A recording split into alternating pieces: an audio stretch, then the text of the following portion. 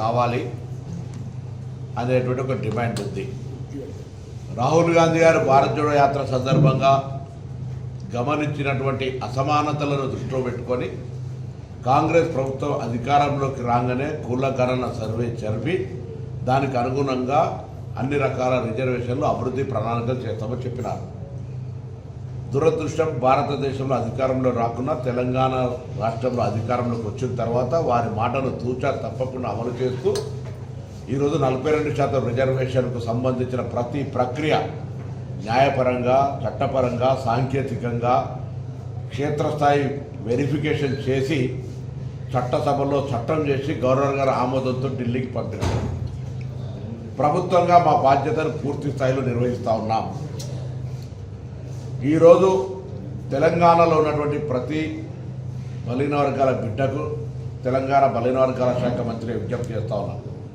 ఆనాడు తెలంగాణ ఉద్యమంలో ఎట్లయితే కుల సంఘాలు మన ప్రాంతాన్ని మనం సాధించుకోవాలి, మన రాష్ట్రం మనకు ఏర్పడాలనేటువంటి ఆలోచనతోటి కుల సంఘాలుగా ఏర్పడి జేఏసీలుగా ఏర్పడి ఆ ఉద్యమం చేసినారో ఈరోజు ఇది మరొక తెలంగాణ ఉద్యమంలాగా భావించి గ్రామాల వారీగా, మండల వారీగా, జిల్లాల వారీగా కుల సంఘాలుగా ఐక్యంగా ఏర్పడి 42% బీసీల సాధనకు సంబంధించి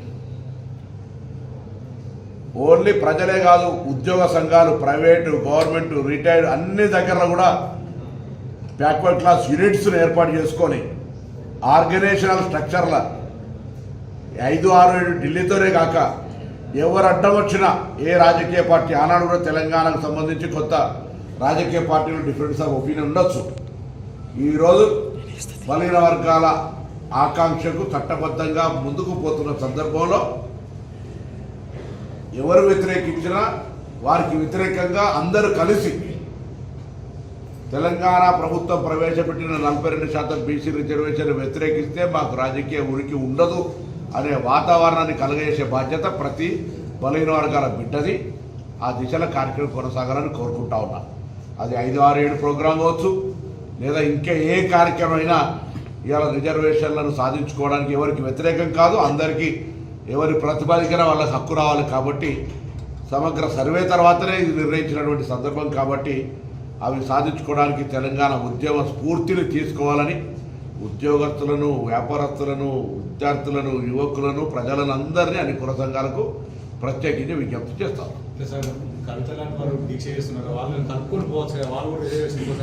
నేను అందుకే నిన్న రామచంద్రరావు గారు ధర్నా చేసినా, కిషన్ రెడ్డి గారు ధర్నా చేసినా ఈ కంటి తుడుపు చర్యలు, కడుపుల కత్తులు పెట్టుకొని అలుపుకునొద్దు. అది కవిత గారికైనా అందరూ ఢిల్లీకి రండి. నిర్ణయం ఎక్కడ ఆగిందో తెలుసు. నిర్ణయం ఆగిన దగ్గర అడగకుండా హైదరాబాద్లో ధర్నా చేయడం వల్ల అటు రాజకీయ డ్రామా మాత్రమే అవుతుంది.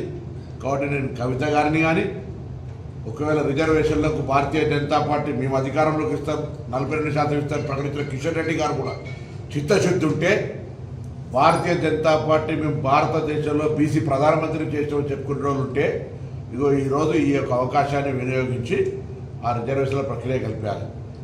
క్యాప్ 50% కంటే దాటరాదు అని ఇందిరా సహానీ కేసులో సుప్రీంకోర్టులో చెప్పినట్టుగా చెప్తా ఉన్నారు.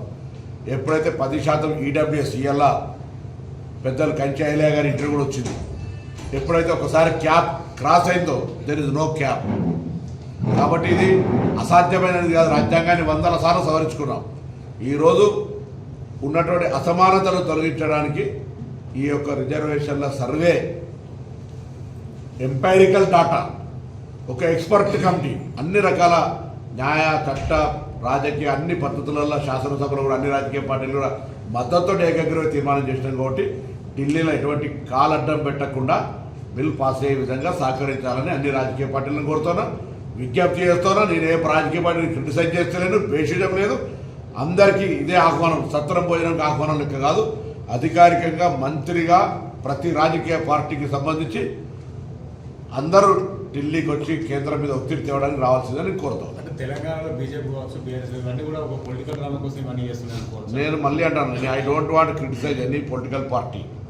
అందులో ఉన్న బలహీన వర్గాలు ఆనాడు తెలంగాణ కోసం కూడా కాంగ్రెస్లో కొంతమంది తెలంగాణ వ్యతిరేకించిన వాళ్ళు ఉన్నారు, కానీ తెలంగాణ కోసం కొట్లాడిన వాళ్ళు ఉన్నారు, సాధించుకున్నారు. ఇవాళ కూడా బీజేపీలో కానీ టీఆర్ఎస్లో కానీ బలహీన వర్గాలకు సంబంధించి మద్దతు ఇచ్చేటోళ్ళు బేషరతుగా మద్దతు ఇవ్వాల్సిందే. రాజకీయ లబ్ధి కొరకు ఆలోచన చేయదు. రేపు 42% బీసీ ప్రజాప్రతినిధులు గెలుస్తున్నారనే ఏకైక లక్ష్యాన్ని పెట్టుకొని ముందుకోండి.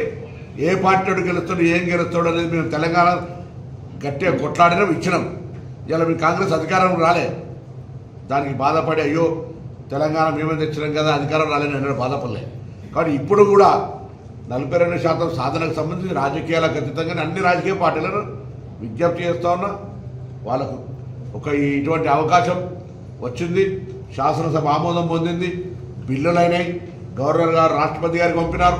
సో ఇంత కీలకమైనటువంటి అంశాలు వచ్చినప్పుడు 1 లక్ష మంది ప్రభుత్వ ఉద్యోగులు ఇల్లు తిరిగి సర్వే చేసినారు, ప్లానింగ్ డిపార్ట్మెంట్ చేసింది, ఎంపైరికల్ డాటా ఉంది, వల్ల ఎక్స్పర్ట్ కమిటీ చేసి దాని మీద నివేదిక తీసుకుంటున్నారు. కాబట్టి ఇది అంది వచ్చిన అవకాశంగా తెలంగాణ వ్యాప్తంగా గ్రామీణ ప్రాంతాల్లో, పట్టణ ప్రాంతాల్లో, రాష్ట్ర వ్యాప్తంగా ఉన్నటువంటి బలహీన వర్గాల ప్రజలు, ఉద్యోగస్తులు, వ్యాపారస్తులు, వ్యవహార రీత్యా అది జర్నలిస్టులు కావచ్చు, న్యాయవాదుల నుంచి ఎవరైనా సరే ఈ బలహీన వర్గాల 42% రిజర్వేషన్ సాధనల భాగస్వాములు కావాలి. ఆనాడు తెలంగాణ ఉద్యమానికి సంబంధించి ఎట్లయితే అందరూ భాగస్వాములైనో ఇప్పుడు కూడా అటువంటి భాగస్వాములై ఇది సాధించుకోవాలని నేను అనేటువంటి అవకాశమే లేదు కదా. వెన్ యూఆర్ గివింగ్ 10% ఈడబ్ల్యూఎస్, వాళ్ళ పాపులేషన్ 10% ఎవరు వ్యతిరేకిస్తలేదు. మనం తెలంగాణలో కూడా అమలు జరుగుతుంది.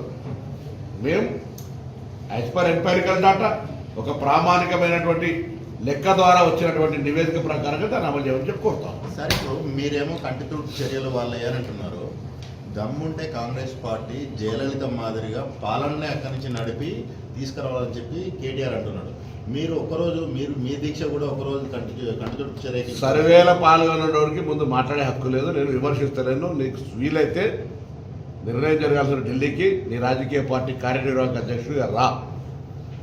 లేదు, ఇప్పుడు మీరు ఇట్లనే కడుపులో కత్తులు పెట్టుకొని కాళ్ళ కట్టం పెట్టి టీఆర్ఎస్ ఒకటే, బీజేపీ టీఆర్ఎస్ ఒకటే ఇటువంటి యాక్షన్ చేస్తే రాబోయే కాలంలో రాహుల్ గాంధీ గారి నాయకత్వంలో మా ప్రభుత్వం వస్తుంది.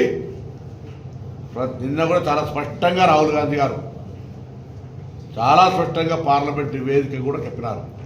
ఈ దేశ బడ్జెట్ నిర్ణయించి 20 మందిలో 90% వర్గాల ప్రాతినిధ్యం లేదు అని చెప్పినారు. రిజర్వేషన్ల క్యాప్ అనేటువంటిది 1 నిమిషంలో అధికారంలోకి వచ్చి తీసేస్తామని చెప్తాను. రాజ్యాంగాన్ని మార్చుకోవడానికి సంబంధించి బలహీన వర్గాలకు న్యాయం జరుగుతుందనే అంశానికి వచ్చినప్పుడు నిబద్ధతతో ఉండాలి. కాబట్టి మాటలు నేను మళ్ళీ ఎవరిని కూడా విమర్శపూరితంగా లేదా ఎవరిని మద్దతు అడగకుండా ఉండలేము. కాబట్టి నేను ఒక బలహీన వర్గాల బిడ్డగా, తెలంగాణ ప్రభుత్వంలో బలహీన వర్గాల శాఖ మంత్రిగా నేను అందరికీ TRS, BJP, CPI, CPM, all political parties please 5, 6, 7 కేంద్ర ప్రభుత్వం దగ్గర పెండింగ్లో ఉన్నటువంటి తెలంగాణ ప్రజా స్థానిక సంస్థలకు సంబంధించిన 42%, విద్యా ఉపాధి సంబంధించిన 42% సాధనకై ఢిల్లీ రావాలని నేను మరొకసారి కోరుతాను. తెలంగాణ ఉద్యోగ స్ఫూర్తికి అనుగుణంగా ఆనాడు ఎట్లయితే అందరు irrespective of political parties joint action committee అయినాయో ఇప్పుడు కూడా అటువంటి స్ఫూర్తితో ముందుకు పోవాలి. అవకాశం ఇస్తున్న దాన్ని కాపాడుకొని సాధించుకునే బాధ్యత తెలంగాణలో ప్రతి కాంగ్రెస్ తరఫున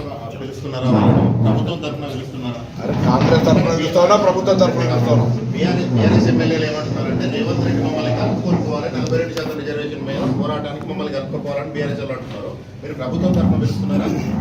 ప్రభుత్వం తరఫున పిలుస్తా ఉన్నా, ప్రతి ఒక్కరికి పేరున పార్టీ తరఫున పిలుస్తున్నా, బీసీల తరఫున కూడా పిలుస్తాను.